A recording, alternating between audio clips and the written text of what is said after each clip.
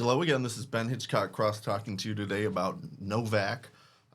We are shockingly only halfway through.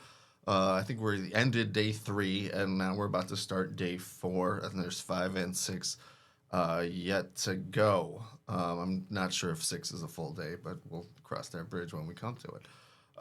We are starting out with the re-examination of Makda Fessaheye. She's now, vacation is over, where she's in an office. We've seemingly got her kind, careful, and complete attention. So that's something certain. And we'll see where that goes. My personal feeling on that is her testimony changes. But you can be the judge of that. I also just want to say overall, where we're at in this case and sort of give you an overview just before I can sort of explain why I haven't gotten too much into the weeds in this case. I think this case is still pending, and there is no decision made by Alice DeLau. There certainly are other administrative issues out there that are, I guess, pending.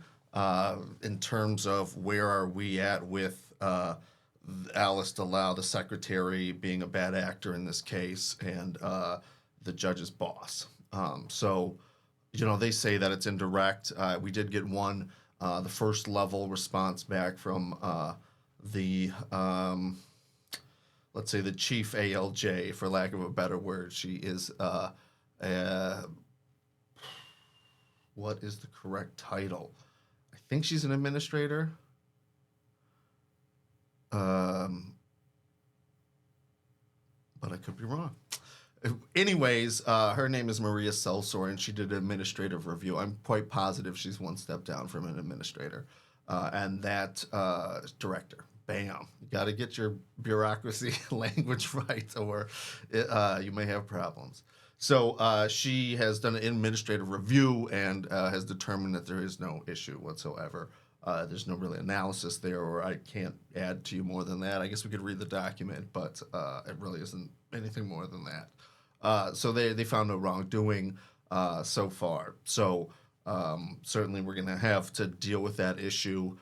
We've raised it certainly to the secretary. It seems to me that isn't going anywhere. I believe that we're going to have to raise this to the governor and get that going. So we certainly will be looking for your support on that.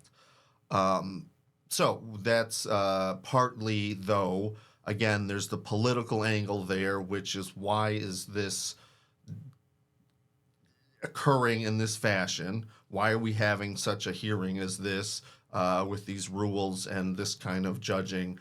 For example, the kind of judging where the judge doesn't mention that the person who just installed her administrator was just put in that position by a bad actor in the case. Doesn't mention it.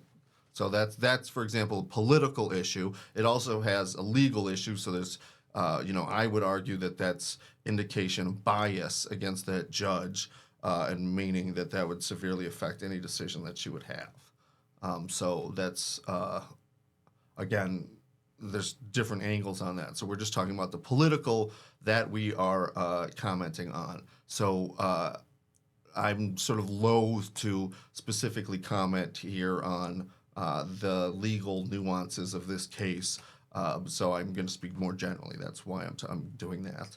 But also, it's kind of baffling to me, I guess, sometimes, and I appreciate those comments that help point that out to me, that not everybody, knows all of the elements of an employment law claim. So let's go through that there, and let's sort of think that out. I hope to do that here. And then finally, I just want to I want to be clear on why I think that this case here is so important, and I think that there are so many other cases that this case speaks to and is sort of emblematic of. But you'll notice here that Miss Novak had not been present up until now day 4. And why is that? Well, Miss Novak was in Hungary. Okay, well, she had a chance of a lifetime. I don't know when this, how this occurred, but we brought this issue to the judge and said, Judge, we need a new hearing date. It's the big ask. There's absolutely no doubt about it. Absolutely no doubt about it. But we made this request, and the judge said, nope, refused. Okay. So, but here's what I want to point out, that the original date of the hearing was I think, 2 to 3 months earlier. Please don't quote me on that specific time, but it was earlier. So what happened? The judge, that's Judge Alice DeLau, discovered that she had a pre-existing conflict. So then she unilaterally changed the date of the hearing because of, again, her pre-existing conflict. So that was, I'll also say that had ripple-on effects with other DOC cases. I think I can be clear on that. But it did seem to some at that time that there was one rule for ALJs and another rule for complainants. And so what happened was Miss Novak watched basically the first 3 days on YouTube in various locations, I assume. And that is how she stayed abreast of what was going on in her name and due process. So this is not a criminal case. She doesn't have to be there. So, I mean, she's the plaintiff anyway. But the point is her appearance is not required. But nevertheless, she wants to have her ability to confront witnesses, which is, one of the reasons why these Zoom hearings are so problematic. Sometimes they're great for YouTube, but they're problematic in terms for really confronting the witness. Certainly, I don't think the judge gets the full flavor of what's going on, and I don't think everybody's getting the kind and careful and complete attention that the justice requires. So that's my little thing on that. So you will now see Sue Novak, and you will, I think, we're going to have a whole day of testimony from her, but you'll also see, again, her be able to sort of confront the witness, for lack of a better word there. Okay, so let's just talk about what this case is all about. So, and why are we talking about this fence and the fence and the fence and the fence? Well, basically, the issue here is Sue Novak is ultimately one of the first, if not the first, and certainly the only at this time, female warden of a maximum security institution. Maximum security is totally different, categorically speaking, certainly than medium, but on a completely different level than minimum. Okay, they don't even call them minimum escapes from minimum institutions escapes. I think they're called walkaways or something like that. Anyways,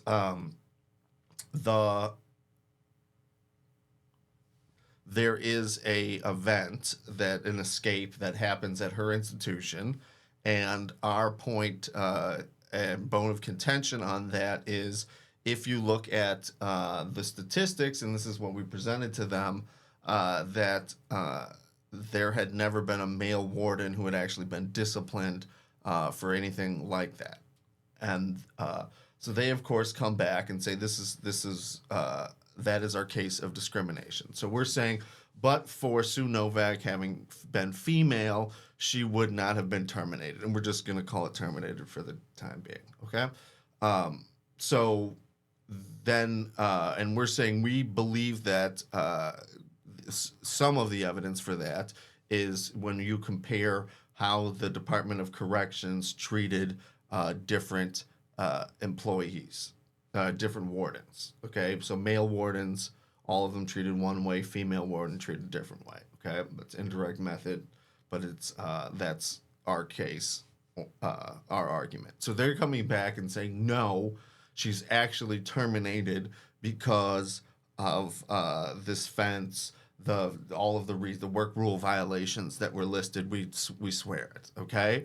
And then that's called their legitimate business reason. And then we come back and say, no, that's hogwash. That's pretext. And that's what we're, so much of what we're doing here is about showing that their stated reason for terminating Sue Novak was, the alleged work rule violations. So, and again, we come back and say that that's false. That's pretext. That's a very simplified version of the McDonnell-Douglas rule. That's basically your standard employment discrimination format with a little but-for causality thrown in there. That's generally speaking why we are talking about these subjects here. The question is, okay, there was an escape, but how was that escape treated either differently with male wardens, or is there are there reasons or allegations against her? Are they pretext? Are they false? Okay, so those are basically the two avenues of attack open to somebody in a situation like this. Okay, and then we'll go on to say, was she forced to resign? How did that happen? Okay, so that evidence I think is going to come up more specifically with Sue Novak, but ultimately with Miss Fessaheye, that it really is the question on pretext.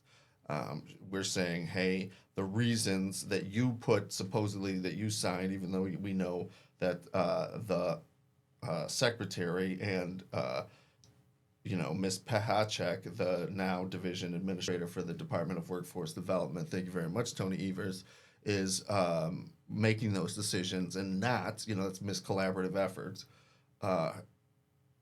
She's not really making those decisions. But she did sign her name to these work rule violations. She is an attorney. So when we're going through all these work rule violations, and I think showing that they're a bunch of hogwash. So that's where we're at here. Again, I think the most remarkable thing about this testimony coming up is the what I believe to be a marked shift in what she says when she was in California and what she's going to say coming up. But you're the one to make the decision. Stick with us. We will keep you informed. All right.